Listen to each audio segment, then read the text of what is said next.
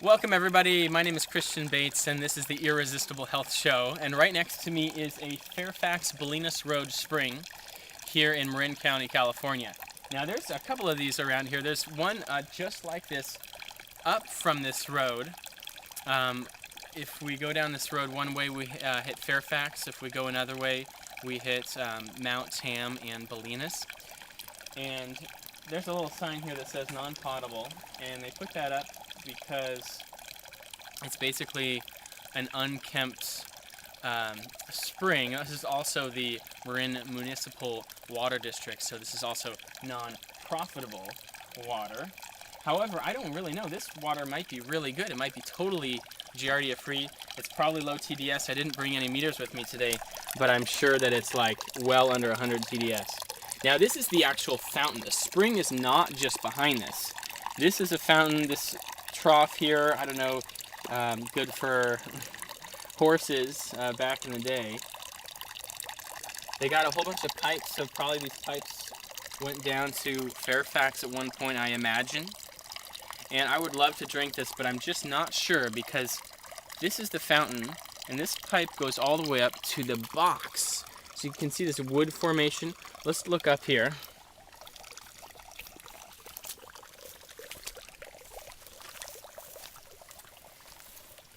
Now this is the actual box, meaning there's a spring that's coming out right from below this bay tree.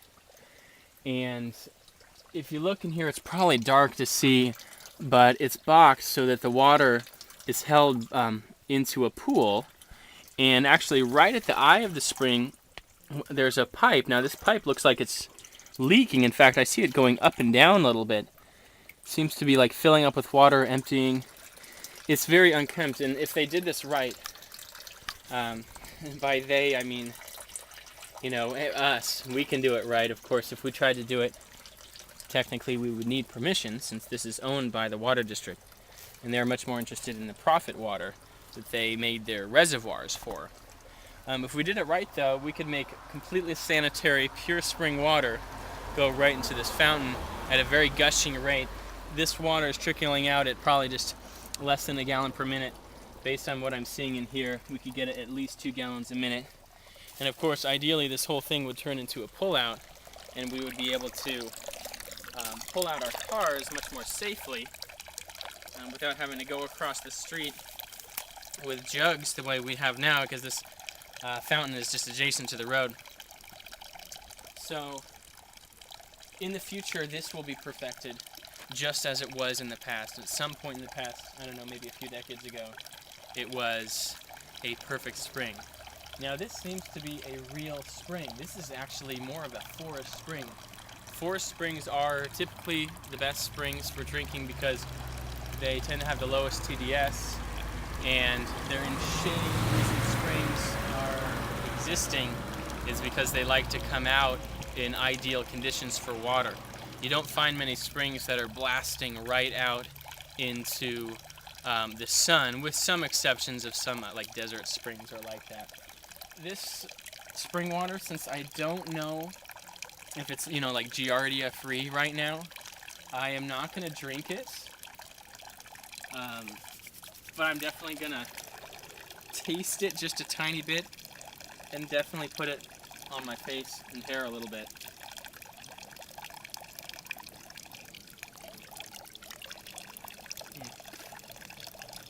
Yeah, it's just not right. The pipe's too old.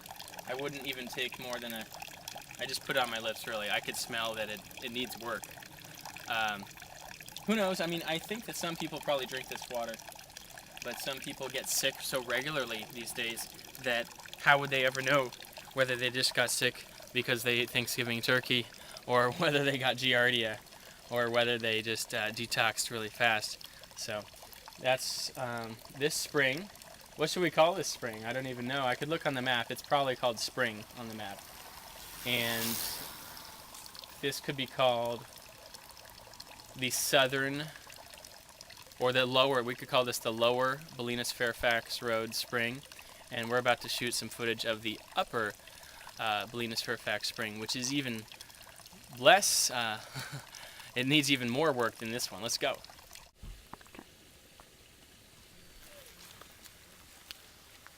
Well, as you can see, someone littered here a spring water in a plastic bottle next to a old spring. Now we're gonna just throw this away and show you this spring. Well, over here is the spring fountain. Not to be confused with the spring box, which is over here, but we'll go over there a second. I want to show you this fountain. Now this fountain should be flowing, and was flowing at one point, and is perfect. I mean, there's a giant pull-out so that if there was multiple people getting spring water at the same time, having awesome conversations, as we do whenever there are multiple people coming to a spring at the same time, which happens every day, all year round, all over the world. This whole area, see, like, this is just like, it's perfectly done. There are, you can't really see it too well because of the moss, but these are cement turtle formations. And actually, if this was flowing, I think somehow with the pipe back here, there would have been some water coming out of these little bent copper pipes, and the turtles would be spitting. So this is a real fountain. What a shame that it's been left to ruins, although I imagine at some point, hopefully sooner than later, we will fix this and make this flow again. I would definitely fill up from this one because this one is the highest quality and closest to our house. We do have one that's about 15 minutes from our house, but this would be a better quality because the one that we go to, Red Rock Beach Spring, is not a shade spring because it's right in the open, but shade springs are always the best. This is a real spring. Now, see this little old pipe here? Now, this pipe is probably like cracked and probably full of dirt. But I want to see if I can actually get some water to go through it.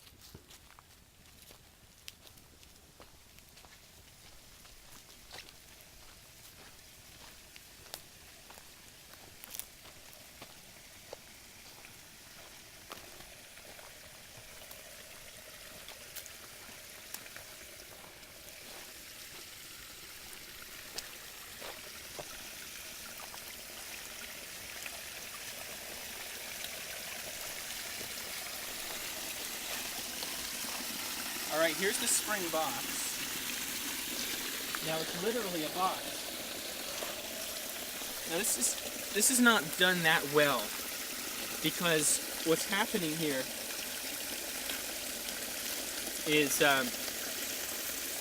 there's a spring up here. Now this is we're at the kind of the top of the ravine right now, but the spring up there, the water is going into a creek, which then goes into this box.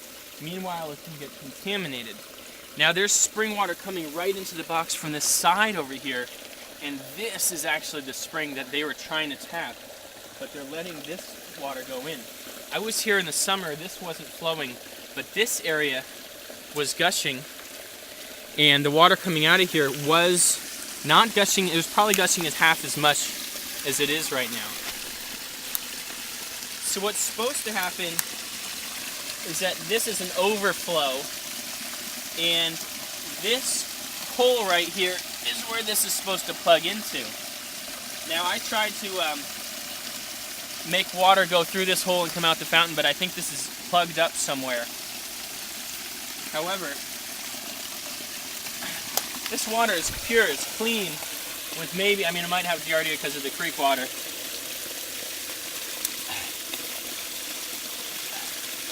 But when I came here in the summer, because it wasn't flowing as much, there was like dead slugs in here, so it wasn't, and there was more silt than there is like right now. This thing is silted up about halfway up. Let's see what I can do here.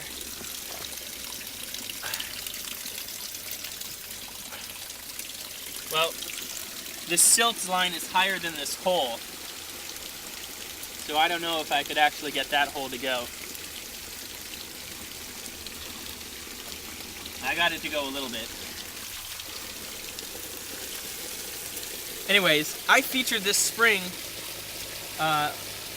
box and fountain in one of my recent blog posts, which was a public service announcement on restoring neglected drinking springs, which you can search for at christianbates.com. So, with all my heart, I wish for this spring to be restored.